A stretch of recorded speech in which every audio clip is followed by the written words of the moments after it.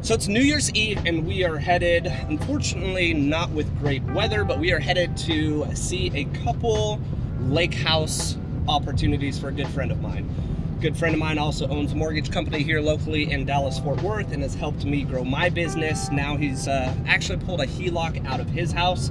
Something that I'm gonna educate you guys here on shortly, but he's pulled a HELOC out of his house, gonna use that money for a couple purposes, but first things first, he wants to find a lake house. Now with that being said, a HELOC is a home equity line of credit. It's actually something I'm highly considering as we speak, moving into 2022. I've got about $150,000 in equity that I could pull from my house. Technically I have more, but you have to have a certain amount of equity kept in the house. For example, if your house is worth $1 million, the loan payoff is $800,000. Technically, you don't have any equity to pull out with a home equity line of credit because you have to have anywhere from 20 to 25% equity still remaining in the house.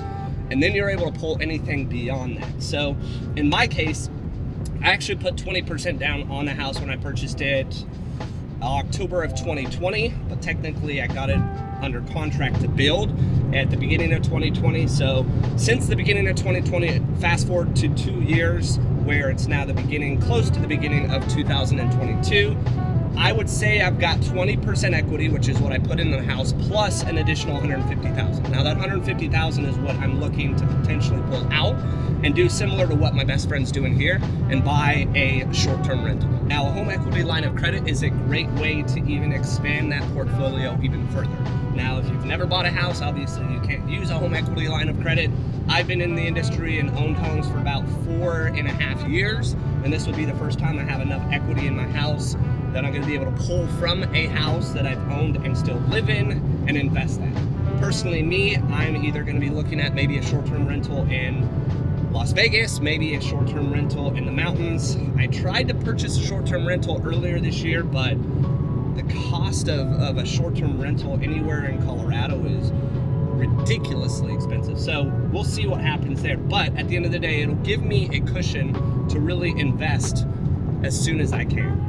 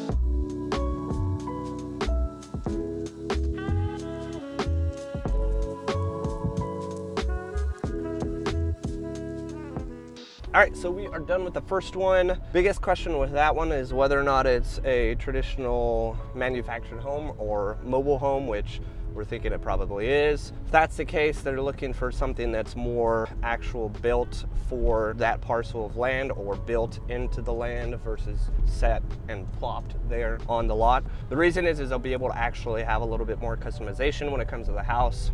Also, just a little bit, of a preference thing, not wanting a manufactured or mobile home. So we're gonna go take a look at another house. This next house actually may be a mobile home because of the price point. To piggyback on what I was saying earlier about short-term rentals. Now, obviously, this is a good friend of mine. I know his backstory. He has a short-term rental in Florida. Now, he is able to put down 10% rather than 20 or 25% for a short-term rental as what we call a second home, or in his case, he was using it for a short-term rental. So technically there's no limit as far as how many second homes you can have. So it's been a few years, but he's gonna be purchasing this as well, putting 10% down on this rather than 20 or 25%. Now the return is gonna be a little bit less because your mortgage is gonna be higher on a note that you're putting 10% down on versus 20 to 25. But it allows your money to go a little bit further than it would otherwise, putting 25% down. So we'll go take a look at. We've got a total of, I believe, as we go through off-roading here a little bit, we've got a total of 4 houses we're going to take a look at, and one is new construction.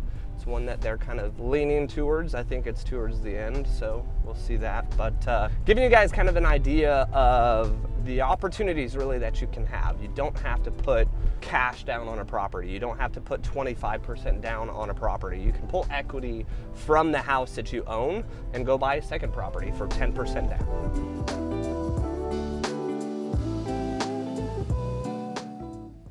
You guys want to see this one? We're already here. Let's go inside.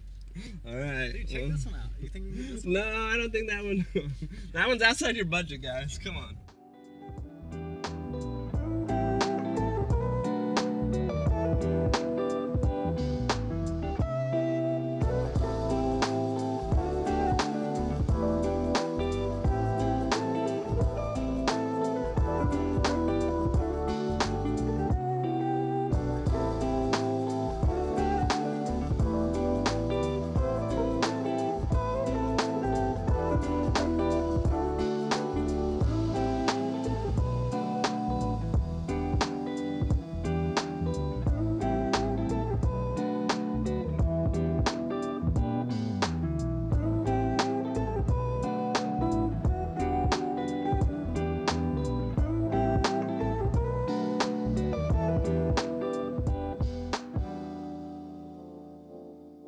All right, we are finished with the first 2 of 4, potentially 5 houses that we're gonna take a look at. Got answered that the first one is definitely a mobile home. It's been dressed up well and taken care of.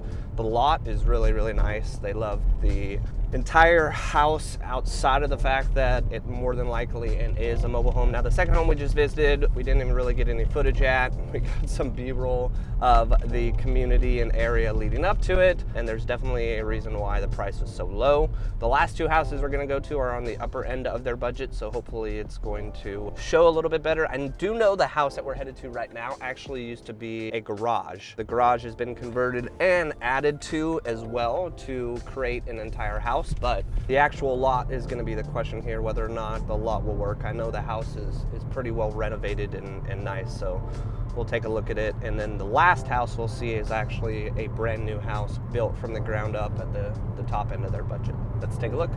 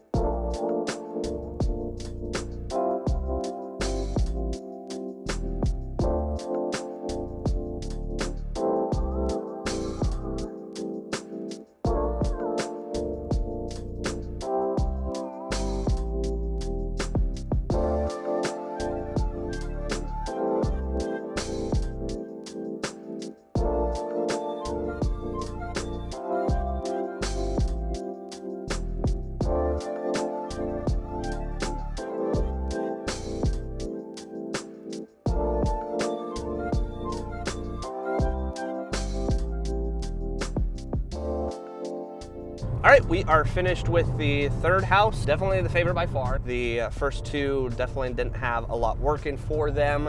They were both mobile homes. Realized that once we got there, but this is actually, as I mentioned before, a converted garage that they went back and just redid it and turned it into a complete house. However, the downside, and really the only downside to this one, is the fact that it's a 2-bedroom rather than a preferred 3. They definitely like it though. We're gonna go see one last house that's new construction, would be the most comparable to this, so we'll see which they prefer this one or the next one we're headed to. Touching base a little bit more on the short-term rentals again. One thing that's nice about short-term rentals, and I should specify, short-term rentals that you get use out of. So as I mentioned earlier, I'd be potentially looking at either Vegas or something up in the mountains in Colorado. Those are short-term rentals that I personally would use, meaning that I would save hundreds, if not thousands of dollars a year on, trips up to the mountain in Colorado, or multiple trips a year that I take to Vegas because I tend to play poker a lot. Like, those are something that are not only gonna save me money, but also give me a guaranteed place to stay when I do visit, or a guaranteed space for me to be, plus a significant other or my family, so on and so forth. This is the same case for them. It gives them an opportunity. It's really only an hour and a half away from the DFW Metroplex. So it's somewhere that, hey, if it's not booked, they can go for the weekend and enjoy somewhere off the water, especially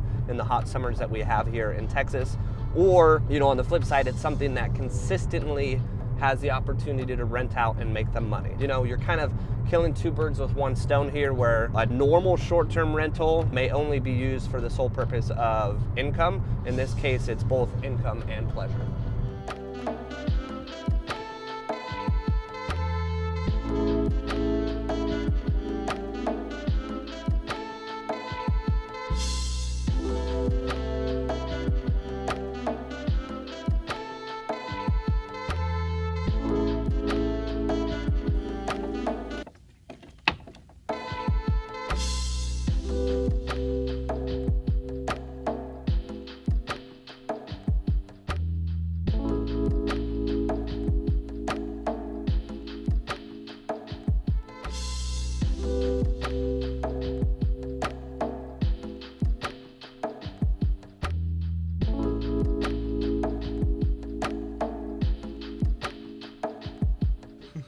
Watch when he comes back. Watch when he comes back. And spin.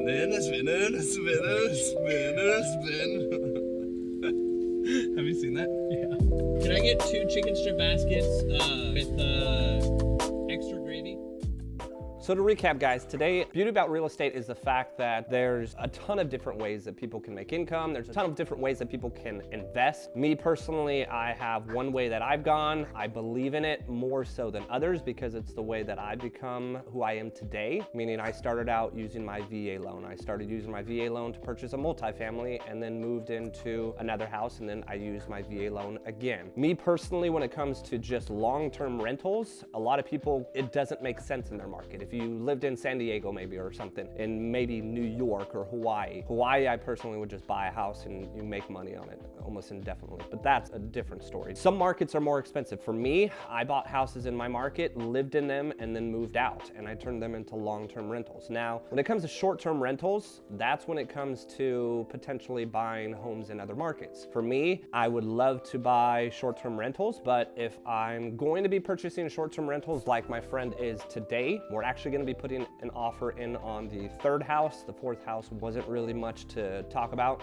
The third house is going to be something that they can step away from and enjoy on a long weekend. And it's only an hour and a half away, so they can honestly enjoy it quite often, as well as their family, as well as myself as a friend. And their short-term rental, just like the one they have in Florida, is something that they're going to be able to utilize for decades down the road. But also, when they're not utilizing it, having someone else pay a portion of their mortgage. So again, when it comes to short-term rentals, you can absolutely utilize them in a local market, an out-of-state market, or at the end of the day, however you so desire. For me personally, if I'm going to be investing in a short-term rental, I do want them to be really my only investments that are out of my local knowledge and local market, but I do want them to be something that I can utilize, something that I can go and spend a long weekend at or spend a week at in the summer. So again, it's not the only way, it's just a way for me that I can utilize an investment property, not just as an investment property, but also a great place for me to stay. Thanks again for watching, guys. Make sure to like and subscribe. It really does help, and stay tuned for the next video.